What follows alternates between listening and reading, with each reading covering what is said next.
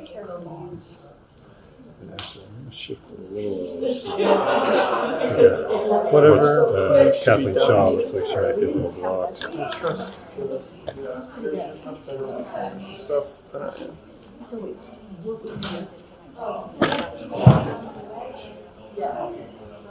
Storage, all that stuff. Yeah. But no, that's not work. The city is so I need office space. Except for Oh, I'm already up?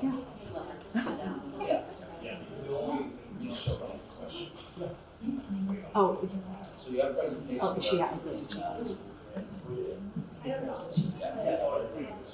Christine, did you ask her? We have to stay till the end. Will you ask her? yeah, I did check it for it.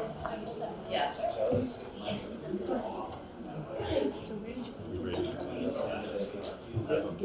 Yes, the teachers assembly. It's just like telling us what you did at school, what they can expect. How are you? They can, Guys, how are you doing? Awesome. How are you guys? How are you? You all settled? yeah. We have 2 boxes. How are you? We have 2 boxes we haven't unpacked. That's probably 2 boxes we shouldn't have. We're just about there. Are you all set? So yeah, everything's good. Okay, Yeah. so what kids do you want to Kids are just great. be on? Yeah. The vote is at the end. No. Nice. Yeah. We just outside all That's when day. they talk about the vote. I was in that. It doesn't matter. I am. I just wanted to make sure if I should bring my. But we're good. Thank you. Sorry. No, I don't. Yeah, So, that's good. use your project, everyone. Okay. So just wait for it.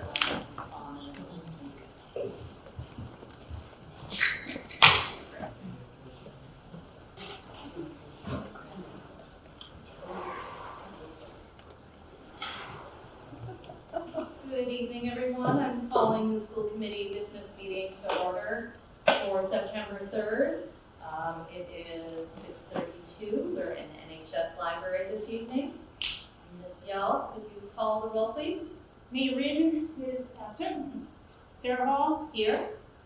Brianna Higgins. Here.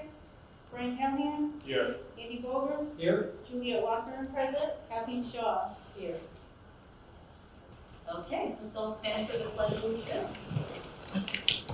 I pledge allegiance to the flag of the United States of America and to the republic for which it stands, one nation, under God, indivisible, with liberty and justice for all.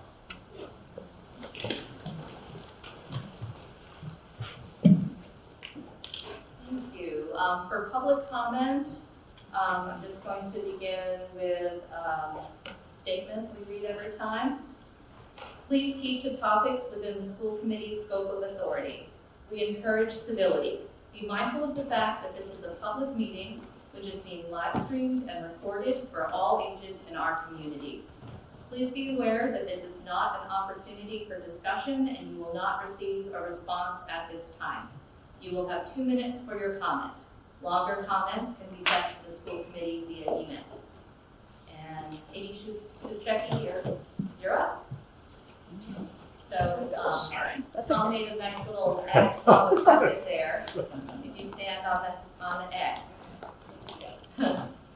Great. My name is Gigi here. So, good evening, everyone. Katie Suchecki. Most of you know me.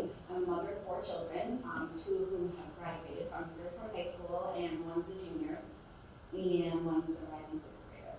I want to say that I have the highest and utmost respect for every administrator, educator, school committee members in this district. And I know you all work tirelessly to educate and ensure healthy growth in our children.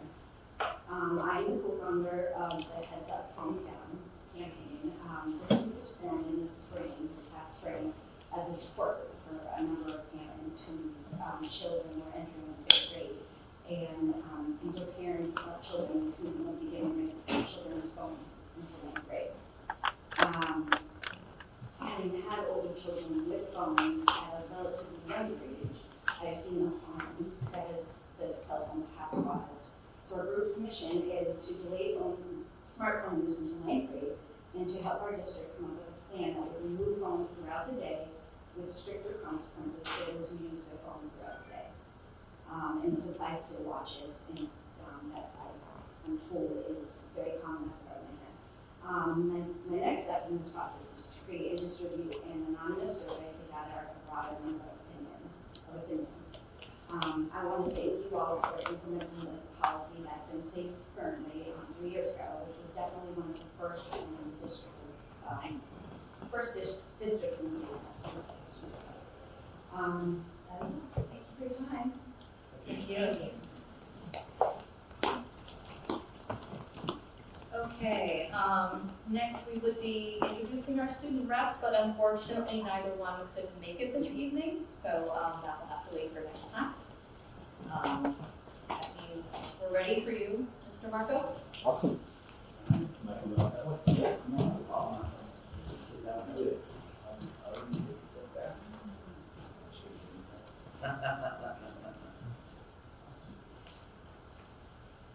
Oh, great.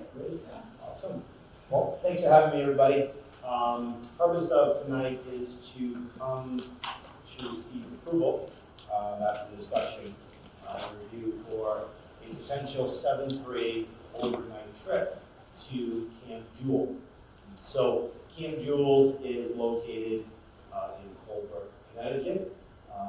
We started this conversation probably last fall or so. A few of our 7th grade staff members were just looking at some opportunities of an overnight.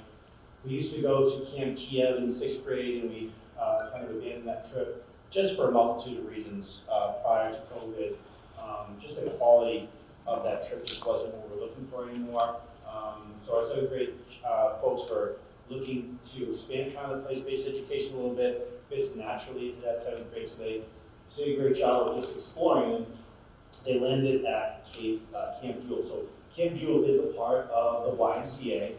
They have an enormous campus that this is all they do. Essentially, overnights, they run a pretty robust summer camp, and it's a pretty impressive campus that they have there, okay? So purpose of the trip, is we have a deep history of overnight trips, and like we talked about, just the place-based education. And again, this is an opportunity of exploration for our 7th graders to build those invaluable life skills that we know. When we went through our powerful learning experiences with our 8th graders, many of our 8th graders obviously put down their Philly trip as that powerful learning experiences. And I don't know if it's the Rocky Steps or all of the other things that they learned on those Philly trips and that DC trip. So another opportunity for students to have here. So these dates are really tentative now. These were things that we've got penciled in, but far from set in stone. Essentially, it would be, let's call it a 3-day trip, but essentially students would leave on Tuesday, June 3rd, okay? Arrive there, it's about a 3.5-hour ride, and then have the rest of the day at Camp Jewel, full day on Wednesday, and then coming back on Thursday. The great thing about this opportunity is it's really cost effective for our families. It's only about $300. There'll be some potential fundraising opportunities that we can talk about at a later date if it's approved. Similar to our Philly trip, coach buses, we have a nurse possibly available from Knock or Mullen. However, at Camp Jewel, they have a nurse on site. And they have a pretty large staff as well to support our faculty and staff there as well. And again, we'll get this information out potentially to our 7th grade families during open house in October, if all approved. So taking that very similar approach, we would do a bag drop off on Monday, leave on a Tuesday, come back on a Thursday. So it's kind of a la carte. They will build a program however we really want it. So if we just want fun and activities, they'll give us fun and activities. If we want some team building, if we want a combination of the two, they can really hone in on whatever we want as far as a schedule over a 2.5-day period. So So again, team building obviously will foster a lot of leadership skills, those communication skills, really a foundation of what we do in advisory. So this would be an extension of our advisory program, of our curriculum, getting out into the field and practice for a couple of days. Okay. Let's see here. Again, just lots of skills as far as what we would expect our students to gain from going on a trip. Okay. And then just a tentative schedule that they provided for us of what this would potentially look like. So this is day one, like we talked about, getting to school, departing by 8 o'clock. TLR is after, and then getting students in their bunks, in their cabins, and spending some time together. They have campfire nights, pretty cool, some stargazing. They have horseback riding, their archery, kayaking, all those things. And then this is essentially what a day 2 and 3 tentative schedule would look like as well. Obviously, very, very jam-packed. There is no phones allowed. That's one of the Camp Jewel rules. They said leave your phones because there's no service there anyways. Obviously, they have landlines there. Obviously, in cases of emergency, the kids need to call home for any reason to say goodnight, to mom, dad, or whoever takes care of them. They will certainly have that opportunity. That kind of gives you just kind of just a brief overview of what it would look like. If there's any questions or comments. Go ahead. Thank you. It certainly looks like a great program, and I can understand why staff is excited about it. In general, I'm supportive of overnight trips, but I'm becoming increasingly concerned about shifting costs to our families, and I bring this up every time we approve a trip. It all adds up, and I know even though we're providing fundraising opportunities for families, it needs the kids up to fundraise. I personally don't think that's a good use of children's time as they helping to spend time asking and begging for money, or even being put in that bucket of being asked. So I have concerns about equity. There's a part of me that, at a broader level, would like us to maybe think about whether these extras, bringing kids outside of the schools at a cost, is something that serves our district well and serves our students well overall. For the concerns I have about the cost, if we're providing these for free, I feel completely fine with this. However, that being said, I don't want to just throw right to your works and say I don't support it. I will probably vote to support this, but I would like to just throw that out to the committee that I think we need to be more and more thinking about what we're asking our families and the expectations we are building by all of these programs that are extra. So, and I know other districts have decided to eliminate field trips altogether, or special assignments for eliminate. All that being said, that's just my, you don't need to respond to that necessarily unless you have some good ideas. But I would just like you to maybe tie into how this relates to the curriculum, or any, you mentioned some of the leadership skills. Is there something in particular about the curriculum that this ties into? So when you look at our place-based education and when you look at our advisory program, those would be 2 points to kind of make that connection. So again, when we look at amplifying student voice and putting kids at the center of their education, this gives another opportunity for those students that are looking for that opportunity of what's my niche here in middle school? Who am I?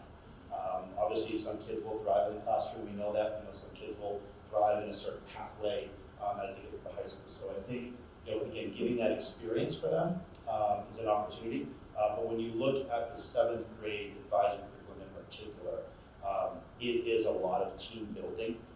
It's a lot of work around identity, looking at taking risks, looking around communication, because that 7th grade year is really the transitional year. 6th grade, they're still, as you know, very elementary, right, for that first year. 8th grade's like, hey, let's go to high school. So having this program in that 7th grade year, it would just enhance, obviously, the support you guys have given to that 7th grade place-based education as just another opportunity. It also could be an opportunity where, we have gone, obviously kayaking, in Newbury. So it could be an opportunity where this is also their secondary trip for students to have another opportunity to try it, or also just replacing that trip and have this one be that all-encompassing kind of end-of-the-year trip. And mentioned fundraising, what are the expectations? Other than need-based, you'll have a need-based allocation. Correct.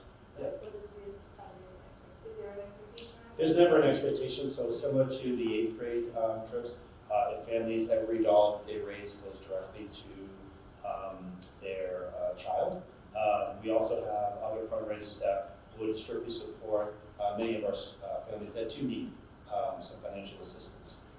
Some ideas that they've had, the folks that are behind this, so Jess Gilbert and Olivia Victoria are 2 science teachers, are the ones who actually went down to Colebrook for a day and spent and saw the campus and really came back pretty enthusiastic. So they had some ideas around some community building fundraisers.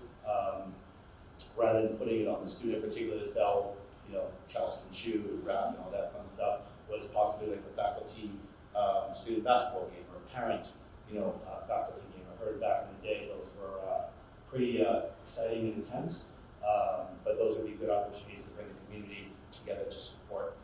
So things of that nature support. Yeah. And so I just would say, as you think about programs for next year and other programs that have a cost, the more creative you can be about not putting that burden on families, even like I said, even with that expectation that people can ask for support, I would prefer they don't have to ask, and prefer every student have the same access to support whatever their financial needs. Absolutely. Thank you for that feedback. Michelle? Yeah. I'm gonna chime in as well. Around that issue. For many. Sorry, just a reminder that we were told to project because we only have these 2 mics to pick up everyone, so just a friendly reminder.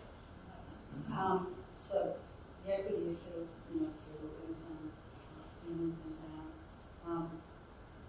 My other concern would be around what the accommodations are for student mobility issues,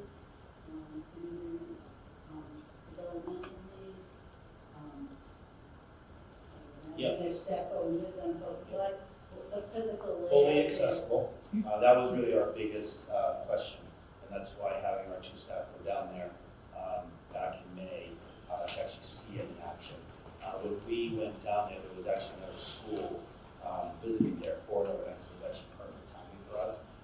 So my staff was able to walk the grounds with their camp director and go over those questions and get a long list of questions around social emotional needs, students with mobility issues, and they hadn't really seen it all. So again, doing some due diligence, I called 3 area principals, 1 from New Hampshire, 2 from Connecticut, that have had a partnership with Kim over the past few years and really raving reviews. Ask those same questions. Have you had a child with some mobility issues? Yes, we've sent some just this year. Never any issues. So it seems as though they're dotting their I's and crossing their T's that can choose to support students. And so the activities that are expressed is for student mobility issues. I guess it's what are the accommodations available for, obviously. Yeah. So They do have they have I guess an accommodation for zip lining. okay. They have an accommodation for kayaking. So every activity that they offer, no one would be excluded. So this is more of a, I guess, a suggestion than a question, but I wonder about maybe we could absorb this into the operational budget in the next year. Spinning. Yeah. Right, because the figure I have in my head is 75,000 for place-based education. Does that sound? That's what I recall us approving a couple years ago. And, yeah, and I'm not sure if that means it's 25, 25, 25. If you split it evenly among the grades, or It's how that's allocated. I wouldn't say it's evenly, but we do allocate for kind of our bigger things. So again, maybe looking at what we have currently projected for next year, maybe seeing if there was opportunities to possibly increase that as we go through. Right. Because I believe you are covering the cost of those 7th grade place-based science trips. My kids went through, that was a cost to families, and we've taken away that cost. So this is, I think we look at this as a pilot year. It sounds fantastic. And assuming that everyone's really happy with it, I would love for us to think about how we can absorb that cost. If my math is right, about $60,000, right? For if 200 students. So I feel like that's something we could consider for. Yeah, for sure. Yeah, and as we obviously work with them potentially now, we'll start crunching those numbers and obviously make those budget presentations right around the corner. Sounds great. Yes, go ahead. Just one last comment, just to echo the concerns that they've already mentioned. I would really encourage you, I love the idea of the faculty student basketball game or something like that. Like, I wonder if there could be school-wide fundraisers instead of individual kid fundraisers, you know, if they could sell snacks at the high school basketball game or something like that. And I know those things are usually spoken for, but something along those lines, just so that it could go into a general pool. Just because when they're raising money for themselves, you know, their social network is often similar to their own family's network, right? And so that is still a little bit inequitable. But I absolutely love this opportunity. It sounds incredible. And just for the record, if you were to use this as a pilot and I expect it to go really well, I would love for you to expand it to grade 6, grade 8, like maybe it's something that you do every year at middle school, because I think that's so important for middle schoolers to get out into nature and to work on team building with their social life is so important. So, and I know you mentioned the kayaking trip, like maybe you could replace it. I'd rather didn't, like, just add to it if you can. And I know it's always a trade-off with what you can afford and what you can fund and all those sorts of things, but I think the more of this would just be amazing for the kids. Awesome. Thank you for the support. Just a quick question. It's fine if you don't have the answer to this now. It would be interesting to know over the course of the year. I mean, as Ms. Hall was saying, in the past, the families have covered certain expenses. What the cost is to families at those grade levels? I mean, is it generally just this trip, then the 8th grade just that trip, or are there other? Yeah, so I would say 3 years ago, Yeah. it was roughly $200 per 7th grader to go through our place-based education. And then through the work and obviously support of the school committee, 75, something a little higher, we were right around there. But we essentially got $75,000, just use that number, to replace the cost. So we've been able to expand what place-based education looked like. It was strictly a 7th grade thing, and we were able to create opportunities both in 6th grade and 8th grade with those funds. So that's been super helpful for us. So this can be just another potential add-on for families not to, in the future, pay for. Does that answer your question? It does. That's excellent. And I agree with Ms. Higgins in the sense that fundraisers that are collective can be effective. The parent today said, "Oh, you have a." They noticed this from the gym, and they said, "No, I would be willing to pay more in order to cover other families if that meant more field trips for our children." So I'm just saying, there's not. Thank you. Are we all set? Just need someone to make a motion. Policy in front of me. And we're going to read email me up. I move to approve the overnight field trip for grade 7 as presented tonight, consistent with policy JJH. Sorry. Okay, any discussion? All in favor? Awesome. Thank you. Thanks, guys. Really Thank appreciate you. that. Thank you. All right. Thank you, guys. Good night. Mr. Callahan, is it safe to assume you don't have any comments tonight or no? No. Wasn't just overlooked on the agenda, okay, just check. Just feels weird not to have them, so let's discuss it. All right. Okay, so next we're going to do the review and approval of the NEF naming opportunities list. I'm not sure how we want to do this. Mr. Callahan or somebody want to kind of present it or? I can, yeah, Yep. sure. Okay. All right. It's in the packet. That's the one I have. Can you do that? Yeah, can you do that? Thank you. Look at that. Yep, perfect. Thank Any people are here, right? Carry it on. People are here. The people are here. you. Welcome, people. I don't know Thank when you this for started. What year did we start doing this? Roughly? Before I was hired, and this is my 8th year, so, I A mean, long I, time. Well done. We started doing naming rights basically for rooms in the schools, and it's administered by the NEF, as indicated in policy IJOA. No, sorry, FF. Thank you. And so we're supposed to every year reapprove the list of rooms for any number of reasons, but some of which of the rooms don't exist anymore if we've reconfigured the schools or whatever. So we never really figured out what time of year we were going to do that, and we finally decided to do it the first meeting of the school year, and here we are. So never actually done this, I don't believe.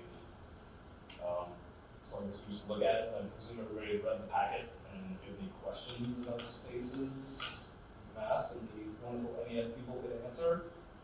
Otherwise, we just go through it and make a motion to approve this list for the current year. Let me add to that. So we adopted the revised policy in June of 2024 this year. Previously, it specifically mentioned designating the NEF for these naming rights, and we had adjusted that policy. I think we had a pretty robust discussion about this. So as it currently reads, the policy basically says that the school committee may elect to authorize the designation of naming rights for specific portions of district facilities through advanced approval with list of naming opportunities to be reviewed annually. Provided such designation benefits the district, and the committee retains final approval over any name associated with the school district structures or facilities. So I think what's important there is that even though we're basically enabling NEF to continue to promote specific locations within schools for fundraising opportunities, but the name itself will not, it still has to come through us, and we have to agree to the naming of that room or that facility. So it's sort of, yes, okay, go ahead. You can work with potential folks who want to name a room in exchange for some benefit in terms of financial benefit at these sizes. But we don't. It's not an automatic approval. That the naming process still has to go through us for final okay. And I think that's where some of the misunderstanding has been in the past. We didn't have a clear process for that, and so part of when Mr. Callahan and I worked with the fundraising advisory committee earlier, this is one of the issues that sort of arose out of that, was how do we have clearer processes for the various entities that are supporting us. We love the support we get from the community, we love the support from the NEF, but we really need to make sure that the school committee retains its proper role in this, which we have a legal responsibility over our facilities, and so we can't legally give all these naming rights away without some role for us. And we also can't attach naming rights to a fee. So NEF can market this, but ultimately, it's our approval. We can't go out and say, we will only do this if you pay this fee. There are other naming opportunities that could happen without a fee. And it's not exclusive to the NEF. So hopefully that clarifies a little bit. I do have some questions about some of the items on the list, but I just wanted to add to Brian's explanation a little bit. I think she should have that whole thing. Would you like to make the motion? Yeah, I'd like to make a motion, and then for the purpose of discussion. Of course. So I move to approve the list of naming opportunities presented by the NCM, consistent with policy FF. Sorry. Okay, discussion.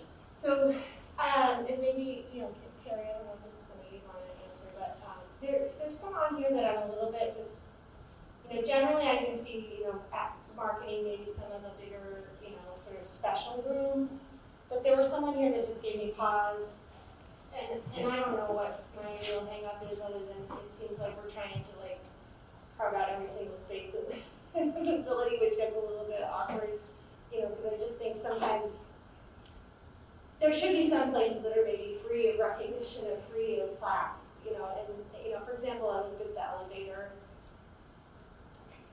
I can address that specifically if you'd like. Yeah, do you mind coming up so No. that we get captured? Thanks. Thanks. Hi, Carrie Donald, Executive Director of the NF.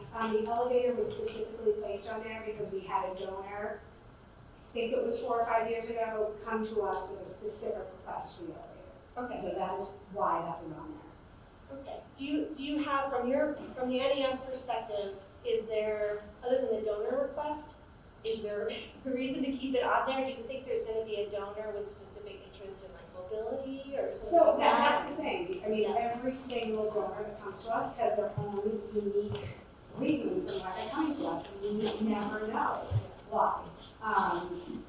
This particular family had run an elevator business for a very long time, and they were looking for a special way to honor somebody in their family. So usually, that's why there is kind of everything on there, because if somebody comes to us, we want to be ready. We don't want to have to come back to you guys and be like, hey, we didn't have the elevator on there. Somebody came to us with that. That is not an addition though. We only made a couple of additions this year, and they were only because we saw one was missing. And obviously the new video lab that you're going to hear a little bit more about after we talk about this. But this list does not have any major changes from lists that we've submitted in the past. Okay. Do you remember which one were the new place, the ones that you added? Well, we noticed that the aquaponics lab was not on the initial list. We just looked to go with the pricing, and it was not on there. So we added that because we realized it wasn't on there to begin with. Are you able to explain the process? Sorry to make you do this, but it would be helpful, I think, to just have an understanding of the process that you go through when someone comes, like when you're talking to a potential donor.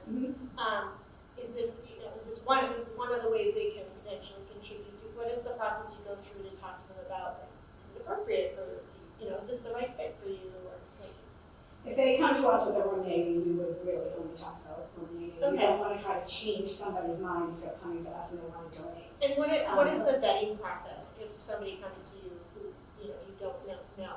So if they come to us, that most of the people, I have to say, I have not known, we would then bring it up. We have an executive committee that have 6 people, and we talk about the request. We make sure that it's appropriate, that we obviously would not want a name of maybe some companies or just individuals. Like, we do our own vetting process, but then our policy has always been that we present it to the superintendent, who is on the school committee. So I don't think that that's a big change as far as the school committee approving it. As far as we've been concerned, we give it to the current superintendent, and they approve the list. Yeah, the superintendent is actually not on the school committee. Yeah. But, yeah, just stupid. But no, that's helpful, and I think this process does clarify. I think one of the things we've expressed in the past is that it would be helpful for us to understand what your criteria is. You say you consider whether it's appropriate, but I think actually having that in writing or guidelines, I think this is a question you've been asked before. I think that I would strongly encourage the NEF to consider that, because when we asked this in our advisory committee meeting, the answer was sort of like, well, we're all adults and professionals, and we care about the schools, and so what we never do anything to damage the schools. I have no doubt that's the case, but as I think about this process, and if you were to bring us a request from somebody, and we didn't have that, we didn't know who this person was, we didn't know what your criteria was that you used to vet them, it puts us in an awkward situation, honestly, because we would want to make sure that we had crossed our T's and dotted our I's before approving it. In my experience, people you brought forward, I think I've only been involved in one approval, which was the most recent one, and it was very clear that that was an individual community that's well respected, had a long history and all that stuff. But there are going to be probably situations, I'm looking at this list, I don't know a lot of the people on this list. So I would encourage you guys, as you go forward, to think about sort of coming up with some criteria that you can share with us when we're approving the naming in the future. Did you want to say something in seconds? Yeah, I think it's mostly the superintendent though. I guess I'll have a second here. This list had, can you scroll up? Yeah.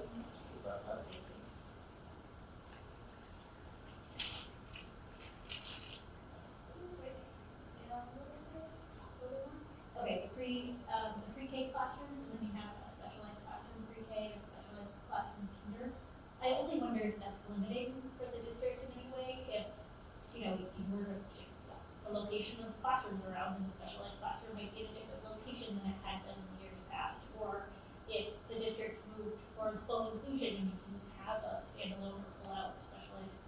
approve anymore. I just wonder if a plaque on the wall would be limiting for your ability to like put students wherever you would actually like to put them. And so my only suggestion for that would be to change it to like pre-K classroom 6, just instead of labeling it as the special ed classroom. Yeah, I think anytime we, especially with some of the construction projects that we have, we obviously work with the NEF and work with the family or whoever donated if we needed to move the plaque. But we're not, I mean, we're going to do a specification programming.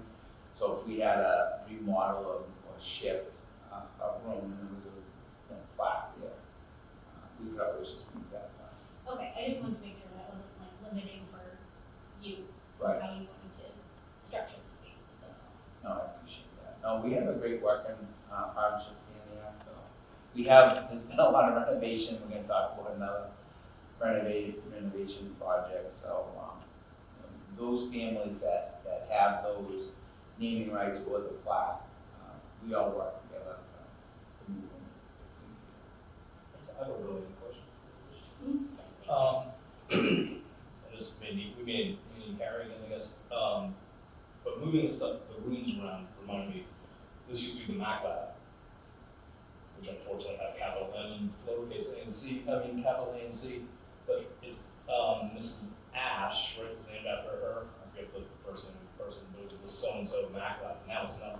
So what happens? Can I come back up? Yeah, so somebody wanted a specific thing and you Okay. changed it. Then what does the donator Yeah, so when we want? talk to donors, we tell them that, that the room itself is going to be named. If the room is going to move, so a good example is the new video lab.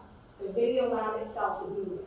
So we are going to take that plaque and move it with the video lab. Okay. But we say, like, if a room becomes just a different use and then that room becomes extinct, for lack of a better word, Yep. the plaque will stay with the room. So they Okay. understand that. Absolutely.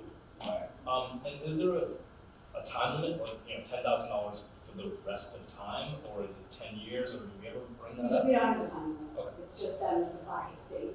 Right. Okay. Thanks. Carrie? Oh, sorry.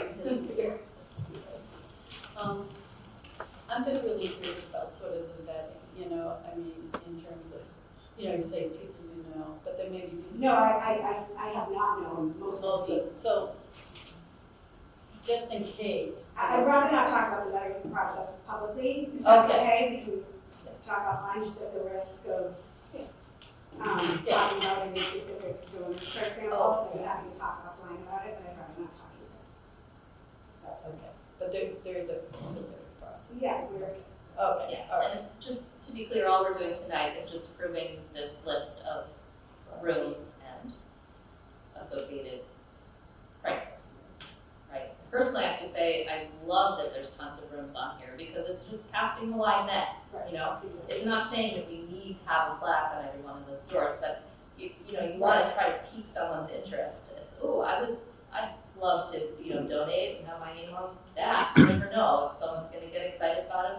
Right. Aquaponics lab in a closet or wherever it is, and so if that's appealing to someone and that makes them want to donate, well, I'm all for it. So, yeah. All right. Anything else? I have a question for the superintendent. Have you ever inquired about legal obligations that this puts on the part of the school district in terms of, like, a little bit about the naming of the room? If we decided for some reason to eliminate the room and the name, are we at risk of some sort of, legal action from that original donor? I don't think so, because I think in that whole process, the donors, like if there's a plaque, they understand if we construction, renovation, that those rooms might be moved, but we honor, I think, the donors. They're always going to be displayed either following the room, as Ms. O'Donnell said, or that plaque will remain within the school. Okay, but I think there could be a situation where that room no longer exists. And I guess I'm a plaque this way, because it's not, you're not going to put a ash lab just randomly in the hallway. You know what I mean? I think it might be worth talking to, if we can, at some future point, I don't think this is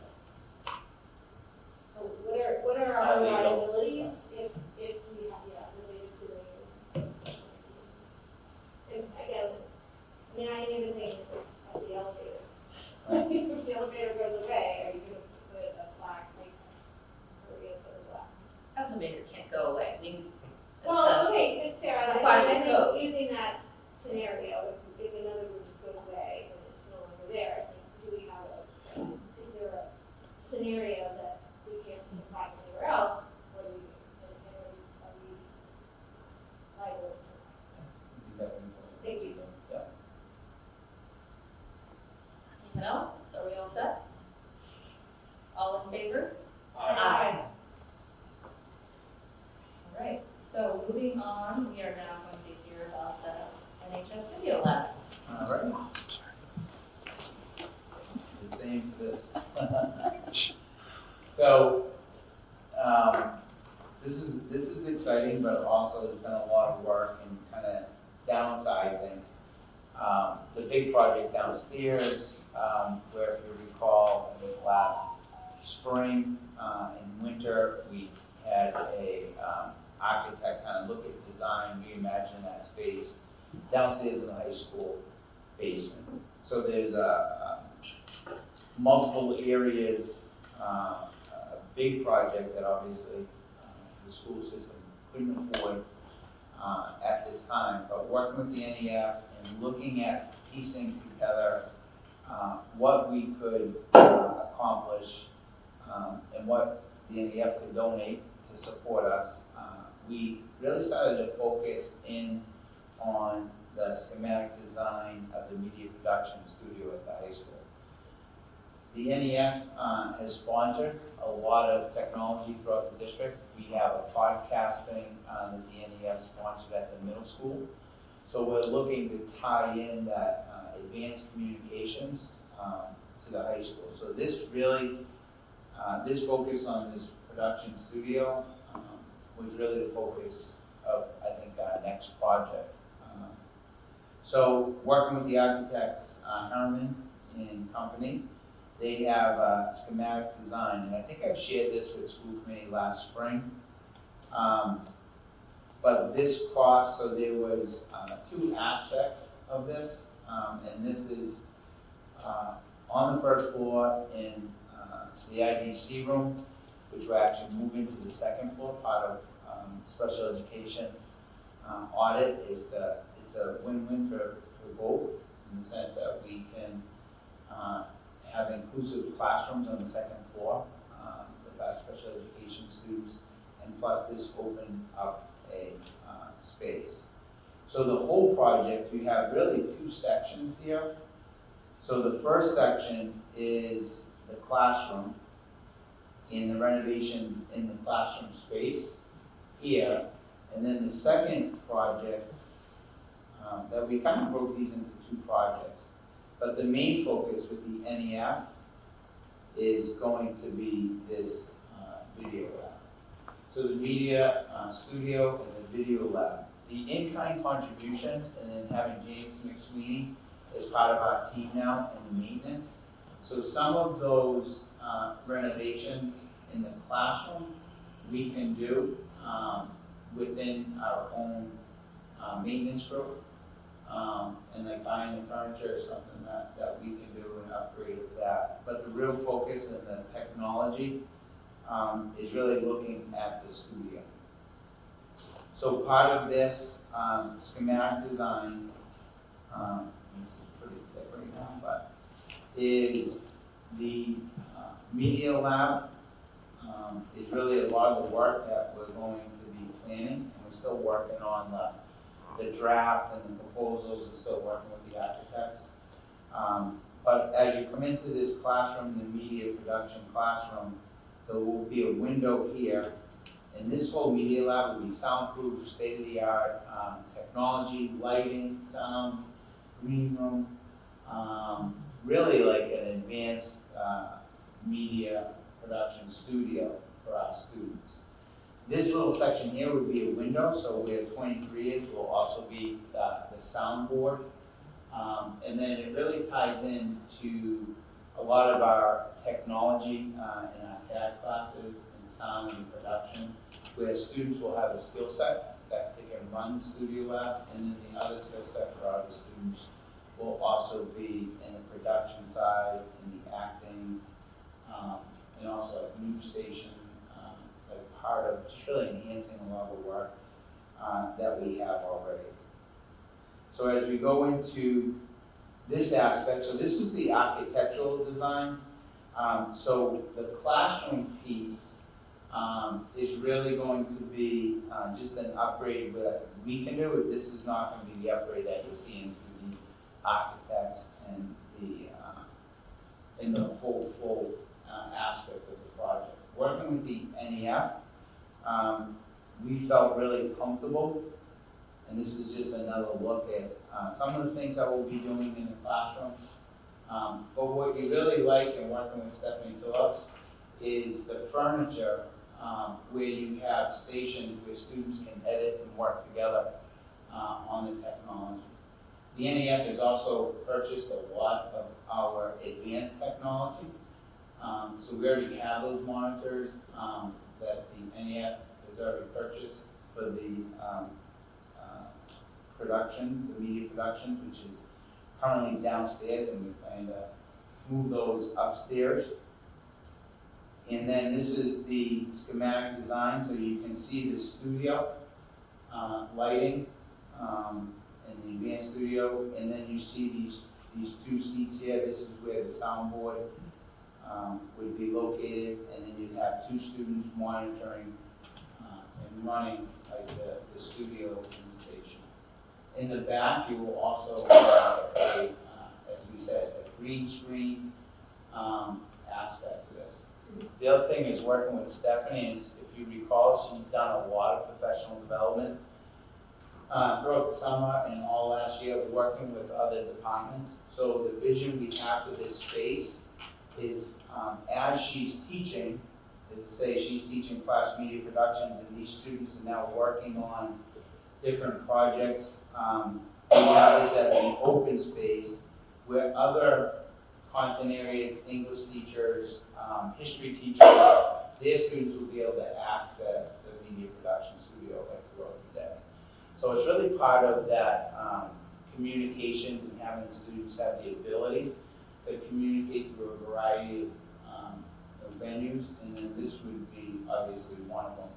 The other piece is our students have been working at middle school on podcasts, on scripting and communicating, and then this will just take that when these middle school students move up to high school, it just takes it to a whole new level.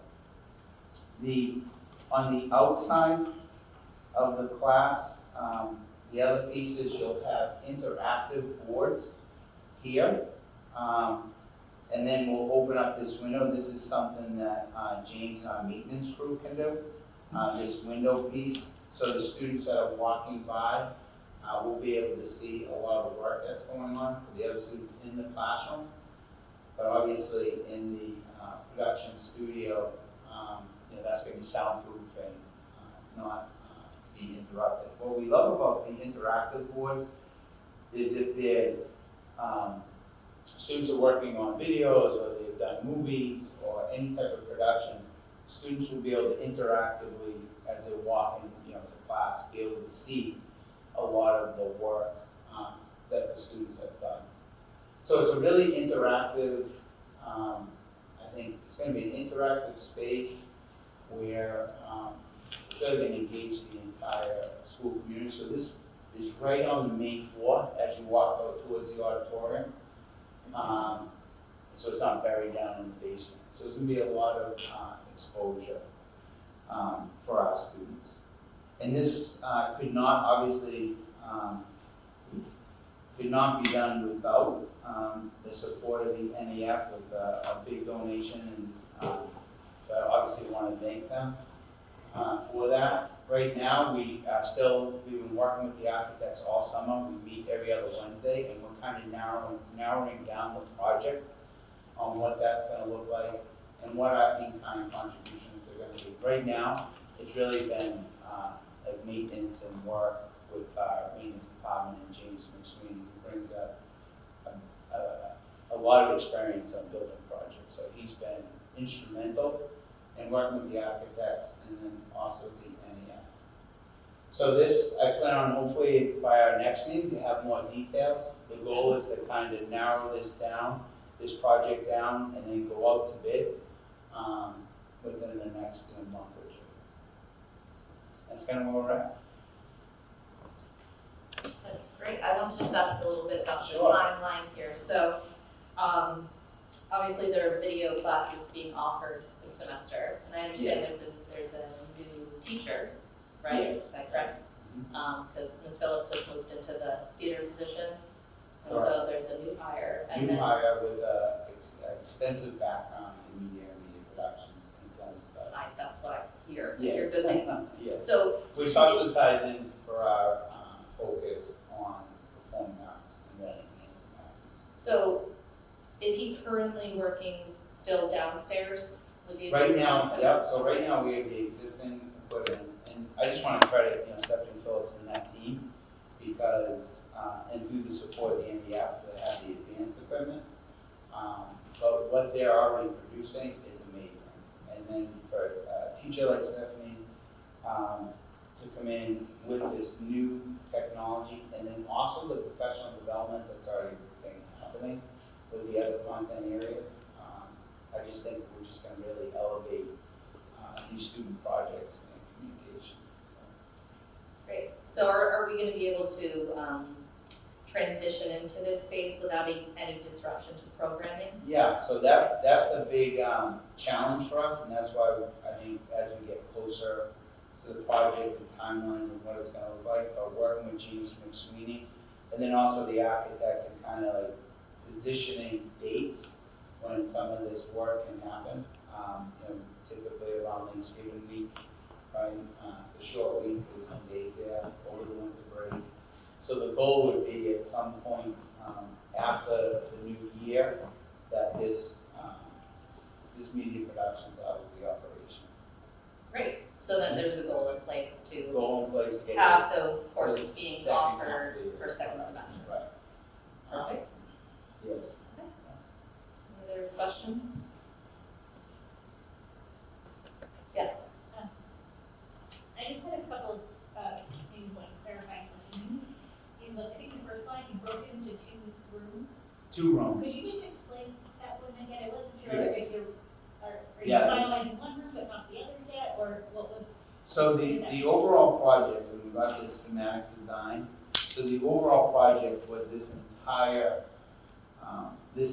space, the classroom plus the video lab. But the initial drawings coming back and the cost, and then having James. So we looked at working with the NEF, like where are we gonna get basically the bang for our buck?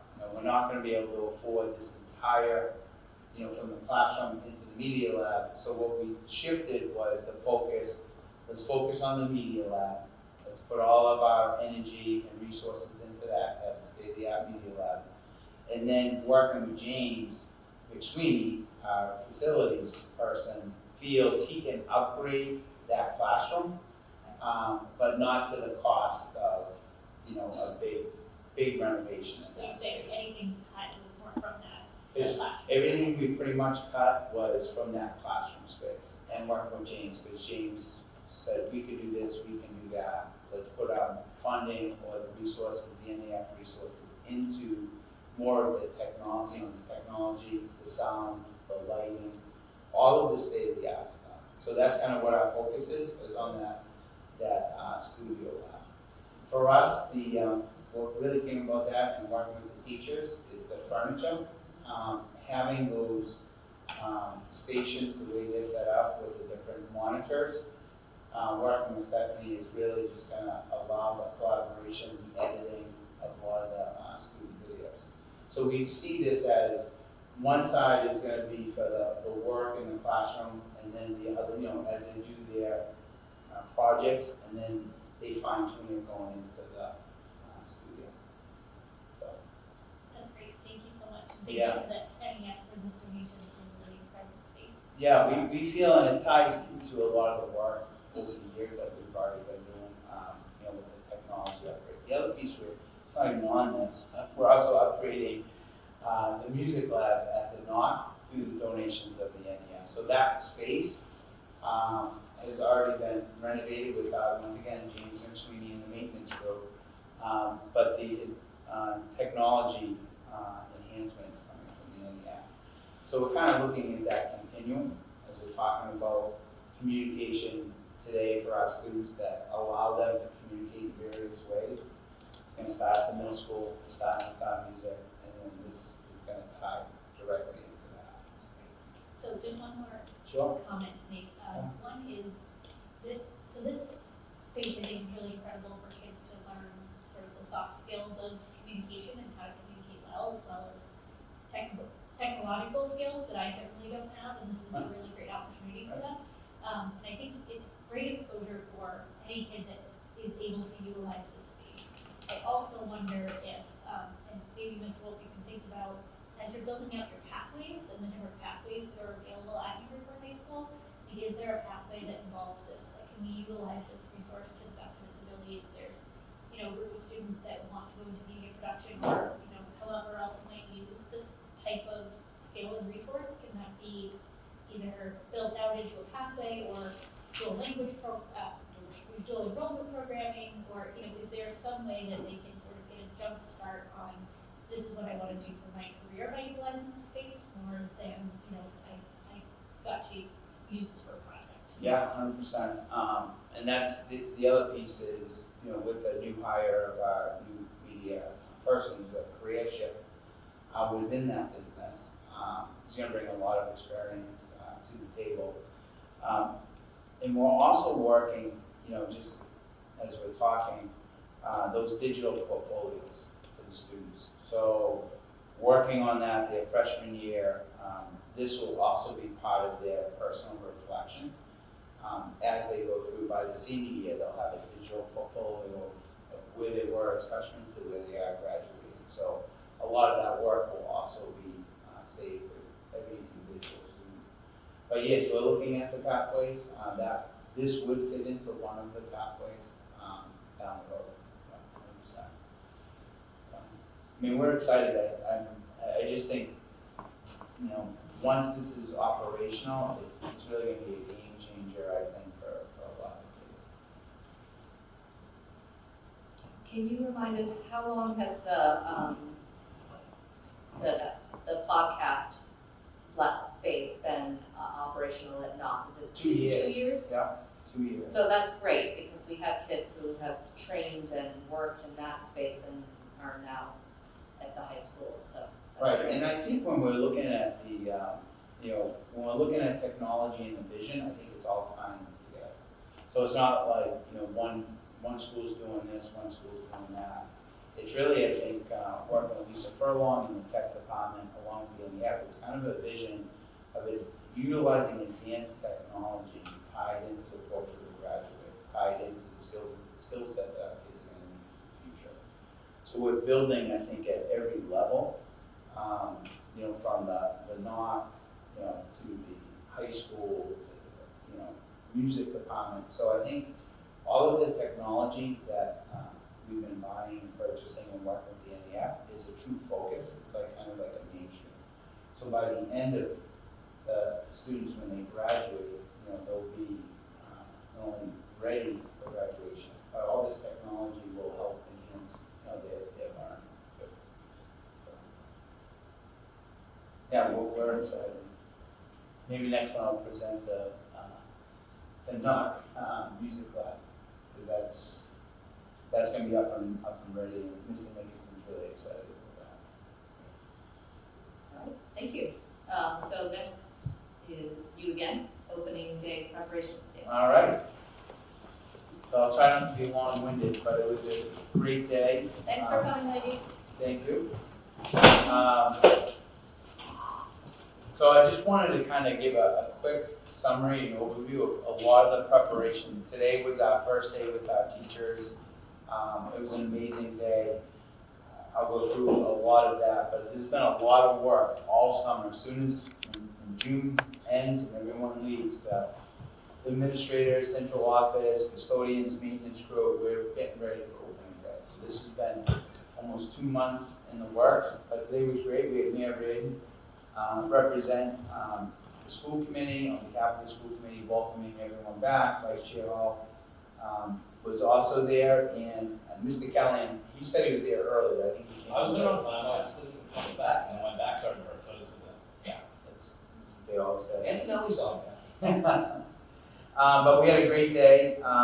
And I just once again want to thank the school committee, our faculty and support staff knows how much you support them and how much you put students and families first. And I think it starts with the tone that we all set here. So I want to thank you all for that. We had an opportunity, the Ed Foundation and Carrie O'Donnell got to speak regarding the NEF and a lot of the work that they do. Our faculty and administration principals recognized our new staff.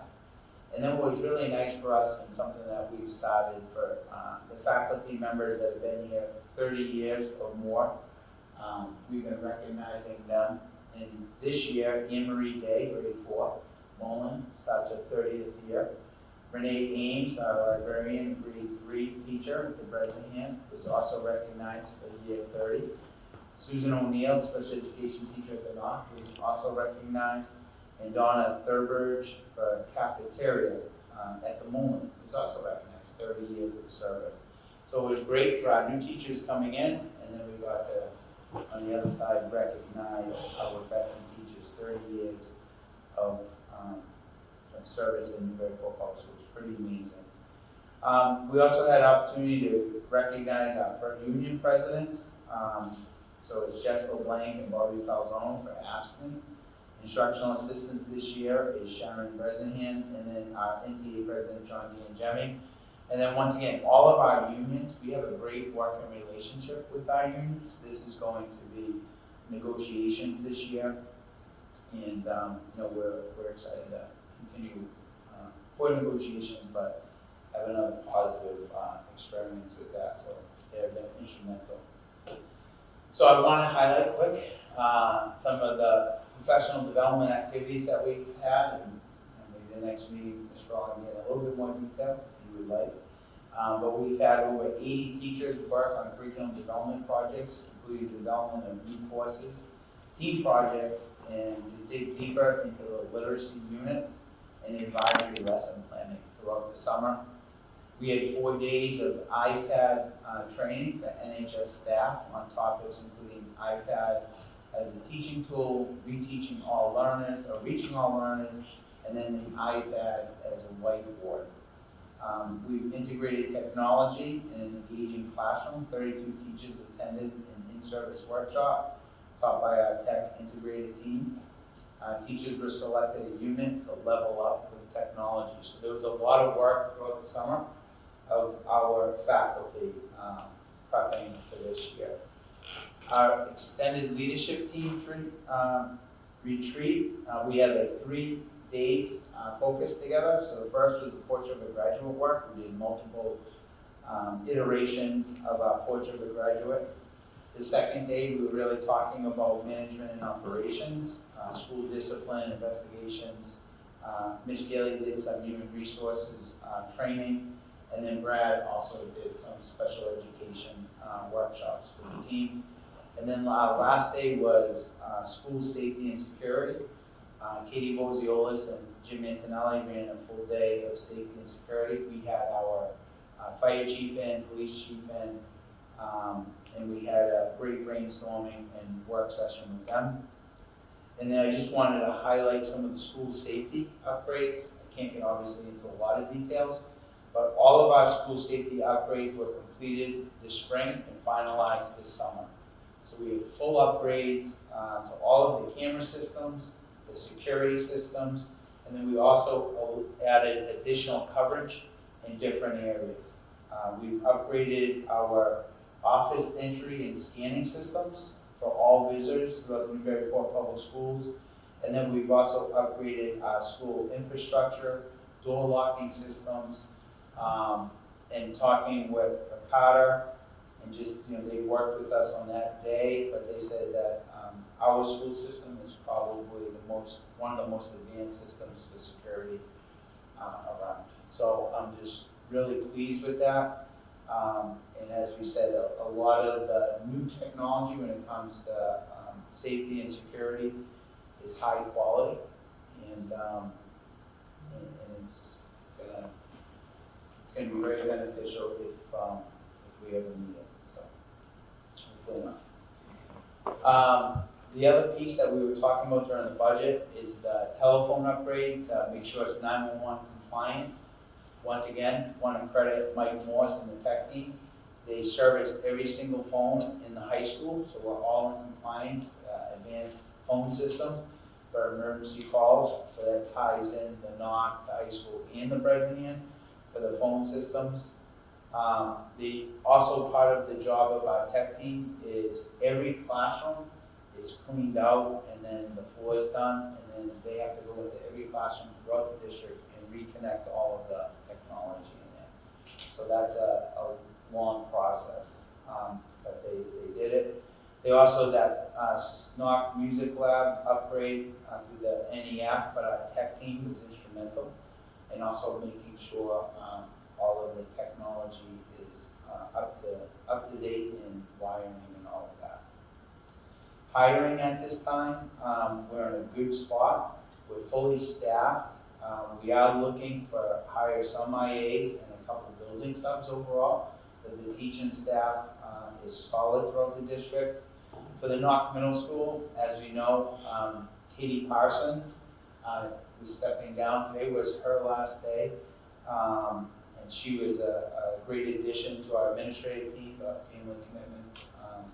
She needed to step down, so we're in the process of hiring an assistant principal. They had first round interviews last week, and they have 3 finalists this coming week, next week, to solidify that position at the middle school. Our new teacher and mentor orientation, and once again want to credit Ms. Furlong and Dr. Abrams, Pam Keeley for really taking a look at the mentoring program. We had a very successful new teacher orientation. The other piece is collaborative leadership. We brought in our teacher mentors as part of the planning. So what went well, what we could work on, and they really added to that programming. And I think the new teachers left saying it was the best day that they've had. Some of them have come from other districts and said by far that it was the best 3-day workshop that they had for mentoring. So our new teachers learned about many wonderful resources in the community. Among that, they got to do some team building among the team.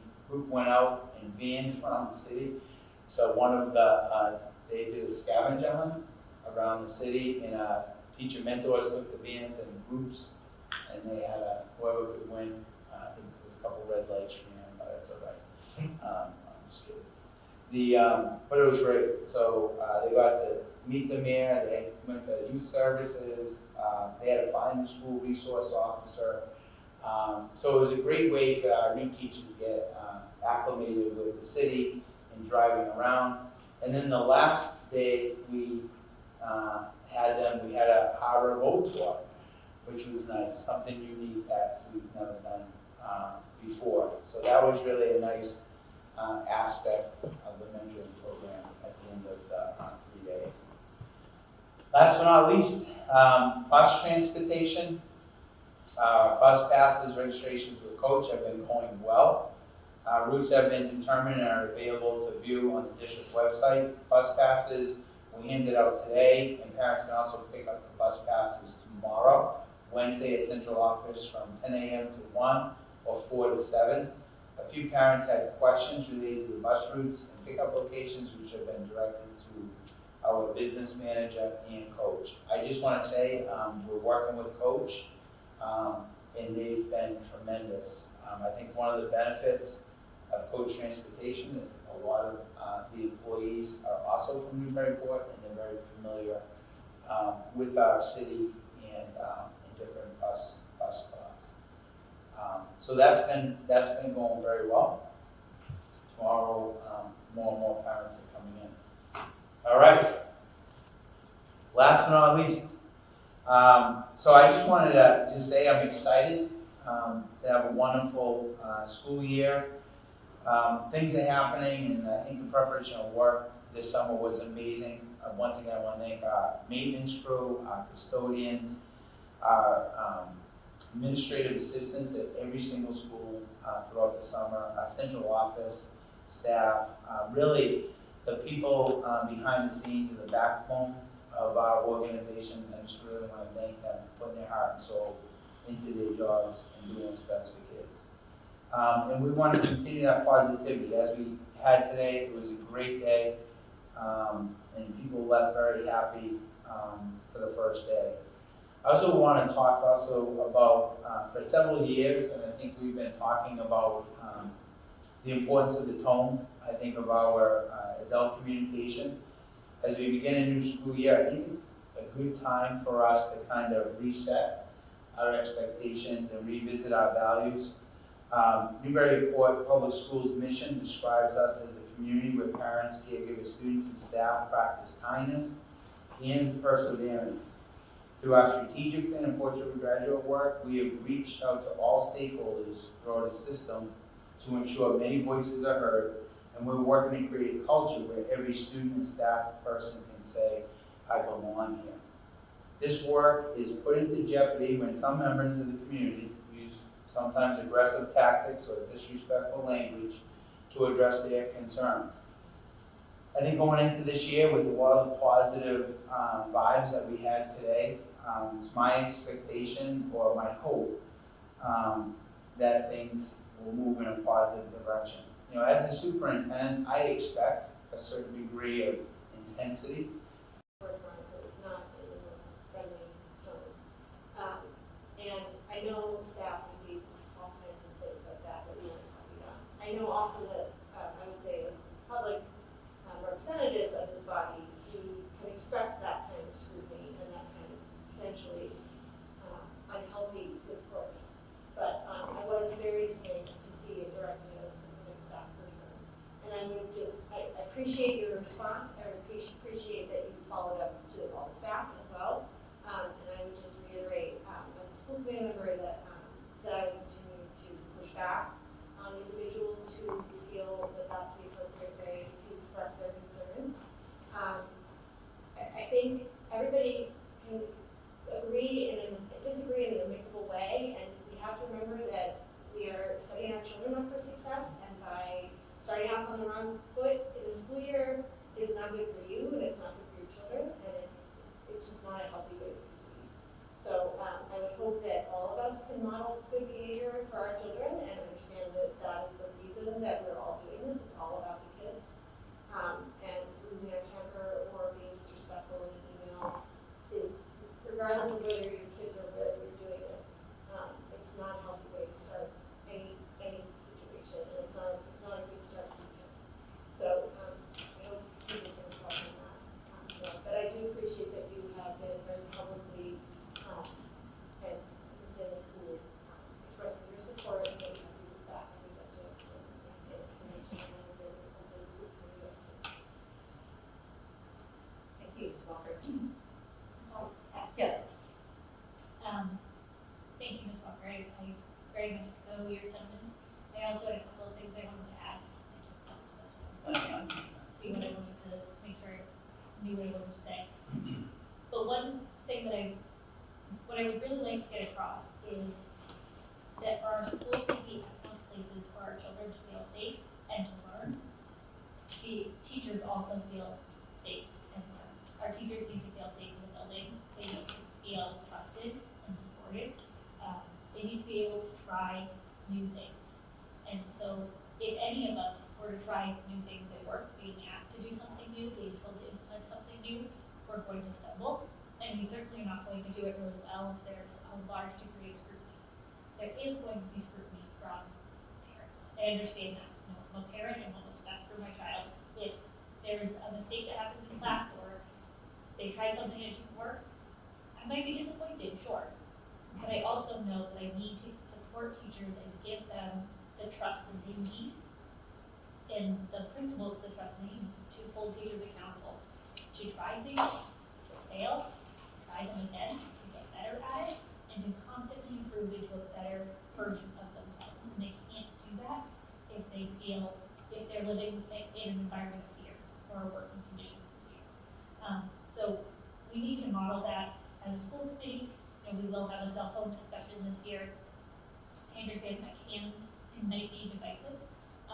I kind of promise to support this community and model this type of behavior, to listen to all sides, to be open-minded and constructively work to solve a problem. And that is what I feel I do at this table if I'm asking questions of the district. It might be constructive questions, it might be critical questions, it might be suggestions, but all of it is in support of making our schools a better place to be, and with a tone of respect for what the district and the teachers do here.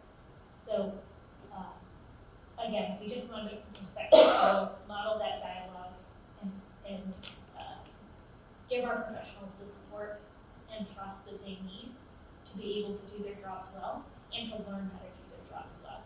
They're not going to be perfect all the time. No one is. And if we don't give them a safe and supportive environment to work, they won't want to work here.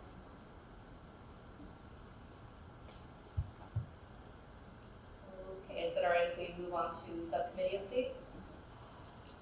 Okay. Mr. Callahan, I'll start with you on FinCom. All right, we met, Andy wasn't able to be there, but Sarah and I met with Phil and Phil Littlehill and the superintendent on the 29th. We went over our minutes from June. We did our meetings calendar, which will be coming out in the future. Phil said we'd be getting a copy of it. It's still the Thursday coming up before the second school committee meeting. Yes. So I think it's Each month. We went over the enrollment. I was just curious what it was because during the budget discussions, feeling that the youth population was declining precipitously, but it was 2160 for this year versus 2162 for last year, so the youth are still coming. We talked about sports fees. Basically, it occurred to me that we pay up front, but then at the high school level, the kids can get not on the team. They're not kind of, I don't really think it's a whole lot of kids, so I was just curious about that process. But that led into discussion about fees, which we haven't redone for several years. I know Ms. Walker's goal is to have all three sports. I don't know if we'll be able to do that in this district. But I do think we have to go over those fees again and have the interim AD look at that tier system, kind of see if it's right for whatever actually costs to run the programs. But I wouldn't imagine we would change anything until next school year. I don't know if we can do it quickly enough for spring sports registration. So that's something to think about. We talked about fundraising, as always. Related to Ms. Walker and I's subcommittee, I think we have turned a corner. It's a huge difference with Mr. Antonelli in the role as interim AD. He had a coaches meeting a few weeks ago, and the coaches were very happy with the changes to the fundraising guidelines. And his quote was, "The fundraising money is used to support the fun for our student athletes, not equipment, supplies, and uniform replacement. A sigh of relief could be heard." So that's excellent. So I think our job was done well, but I still think that we need to have an actual policy written about that, mainly because the coach community is fairly transient, right? You get a new tennis coach at any minute, right? So I think we, policy that we see you guys put together a thing like, here's what you can fundraise for and have it in black and white. Related to fundraising, I saw over the weekend that the football team was doing gold cards, which I was under the impression we had stopped using several years ago. But Mr. Antonelli told me today when I saw him at the high school event, which I attended all events, that the gold cards are being used for fun things, not the stuff they're not supposed to. So that's cool. The only issue I have with that fundraiser in general is that they harvest phone numbers from kids, and then grandma gets 20 texts, and I have language from one. So the first one went out on the 23rd of August. "Hi, this is the name. I'm trying to raise money for my organization. Can you support us? Here's the link to the Gold Athletics fundraiser." And the language in that to me is problematic as a tech dork because it mimics a spam text, right? So this is legitimate, but I don't know if everybody's going to know to click that link and then figure out what happens next. But then the same thing, a similar message rather, went out on Tuesday. "Hello, this is name again. Will you consider helping me out?" And I wonder how much these things go out. How often do they go out bothering these people definitely didn't give the kid permission to give their sensitive phone numbers. And I know we do emails sometimes, which violates CAN-SPAM regulations, but no one's going to jail for that. But I want to look into that because I don't like it, and I don't think people who get those messages like it. And there's going to be a better way that the kids, if they're agreeing to do fundraising, can just call their family and friends or their parents help them or whatever. It's just the robo-text is not good in my opinion. Other business related to athletics, actually, we talked about a debit card, or a P card as it's called in the city, for the staff, coaches in particular, because I'm of the opinion that nobody, whatever organization I work for, should pay out of pocket for something that's free work. I hate the American culture of expense checks. So we are working with that. We spoke with Phil Littlehale, and Phil, I spoke to Ethan Manning, who was supposed to contact you about the process. Has he called you? Not yet. Not yet. So if you can please look into that connection, because the city treasurer is the one that issues the card. And then the main concern from Ethan Manning, who is our Joppa, the city money guy, for people watching. Was it? Finance director. Is the process, which really shouldn't be any different than if you did go out and buy something with your own money and give the receipt. So it would be, for example, HR, ideally. I mean, Pam Keeley could be in charge of the card, and then a coach or whoever needs to go get something. They go, they borrow it, they get their stuff, and they bring it back right then with the receipt, and then it gets tied into the student activity account, the money was spent. And that's it. So quick follow-up, because you mentioned fundraising, I did send a summary to the superintendent, and copy you guys on a few things that are policy related for the school committee, but then some of the stuff you talked about are more sort of procedural guidelines that can be communicated to the coaches and parents. So we can have a check-in at some point in a few months to just see what the status is. And we share that to the extended leadership team, so all of the administrators have that follow-up. All right, over to Ms. Walker for policy. Yeah, so we have a policy, our first policy meeting of the new year on the 9th, which is next Monday. I realize I did not send out a reminder, sorry about that, I will do that. And schedule a date for the schools as well, or the schools as well. We do have, actually, we were very productive in our last meeting of the year, school year last year, and I have a number of policies to bring forward for next meeting, hopefully for first reading. Great, thank you. Mr. Hooker, thoughts for communications? Yes, I was going to reach out to Ms. Walker and Ms. Hall about, I think our preliminary discussion suggested that Thursday evening time might continue to work. But I can send out a message. I believe we were doing the fourth Thursday Correct. of the month, so that it was kind of prior to the first meeting of each month. So that would be the 26th. That would be the first one. What time are we doing? Are we doing 6? I think we tried to do 5:30 and then back into 6. Is that Soccer season would be better if it was later. Yeah. Because they're. What time would work for you? around this time. Oh, so in the afternoon, I suppose. Usually 4 o'clock. Okay, so, well, I'll send out a message. Yeah, well, We can accommodate that for sure. Yeah. Because later the better for me as well. all right.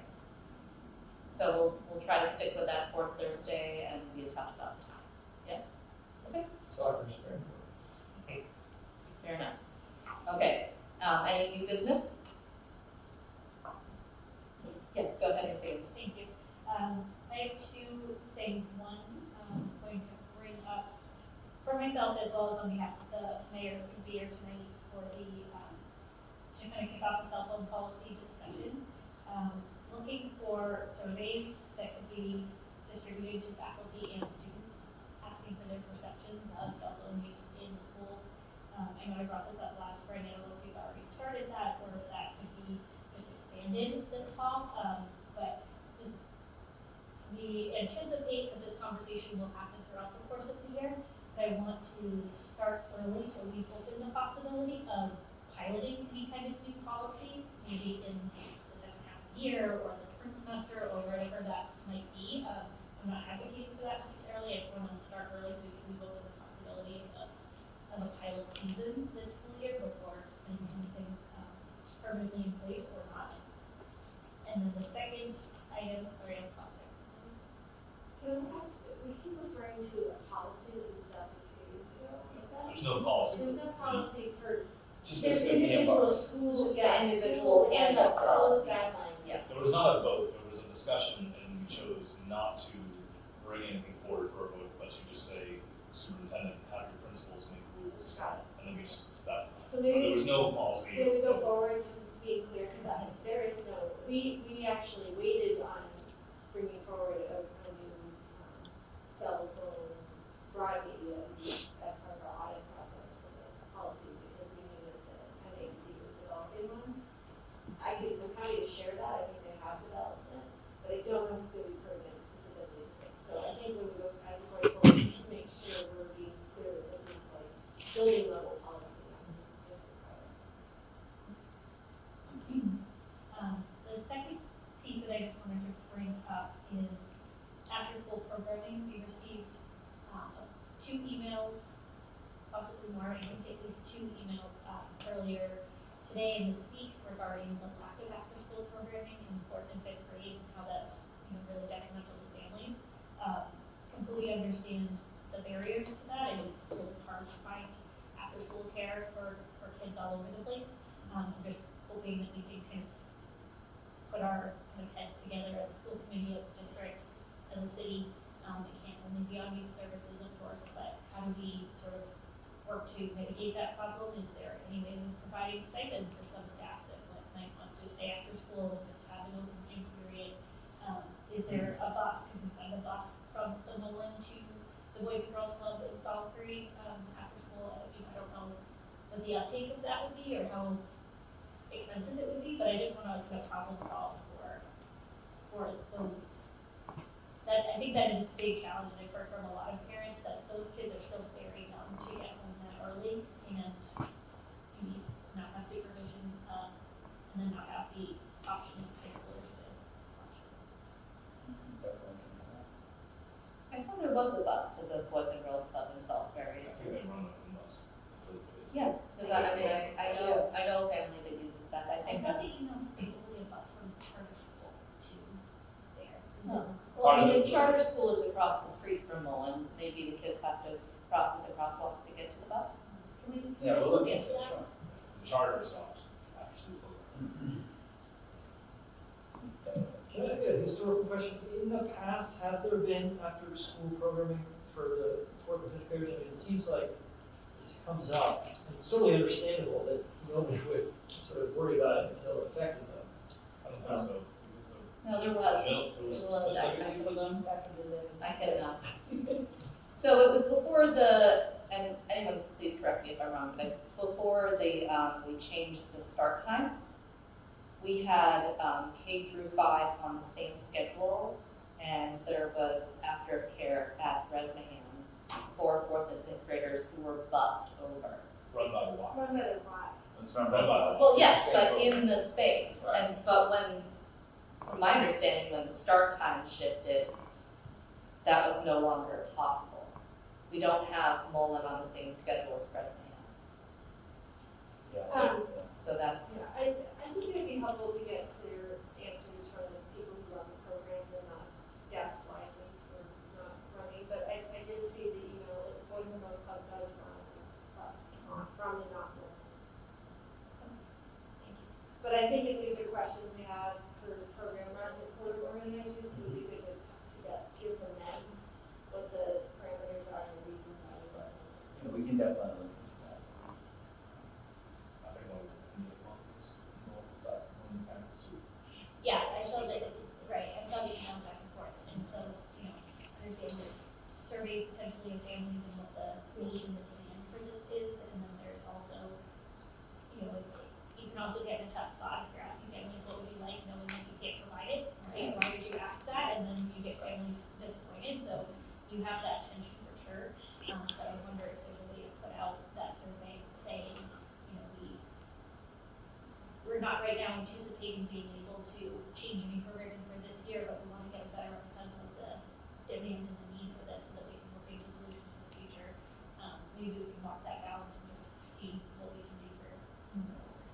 So I would guess every 2-parent working family would say yes, I would go for childcare.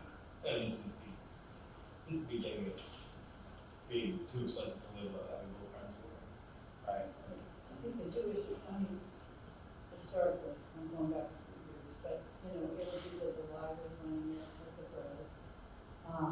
And then when my youngest was the first enrollment class after the birth, then it was over at the Kelly School with Newburyport services. So I think the dilemma is it's going to be harder to do it, I think, within the school district, and it's getting outside agency or to be willing to maybe use one of the school sites, but I mean, and the dilemma is also, to my understanding, many of these programs are also looking for staff, and they're understaffed, and that is also part of the dilemma as well.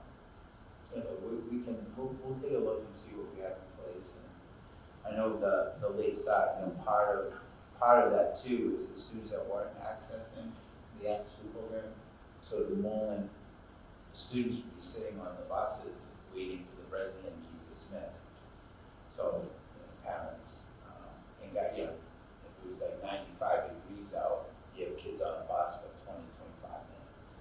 So it was kind of a little chaotic. But I definitely agree. We can always look at, see what we have. We did meet with Andy A1, myself, Mr. Marcos, and the mayor came, kind of looking at space and things. We can definitely dig deeper, so to speak. Any other new business? Motion to adjourn? Second. All in favor? Aye. Thank you. Is that the budget process next week?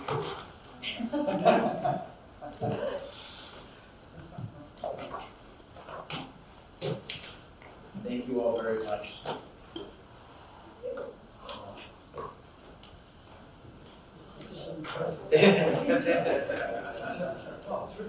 I mean, some of these limitations are different from success.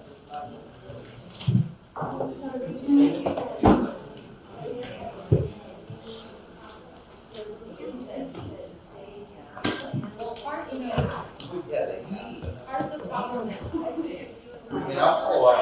Yeah. right, when it was available, that's what happened was the start time in 2020, like fall 2020, so it was also COVID, right? And Oh, yeah. and I don't think we were, Yeah, they just forget. for that whole year, and then unfortunately, a lot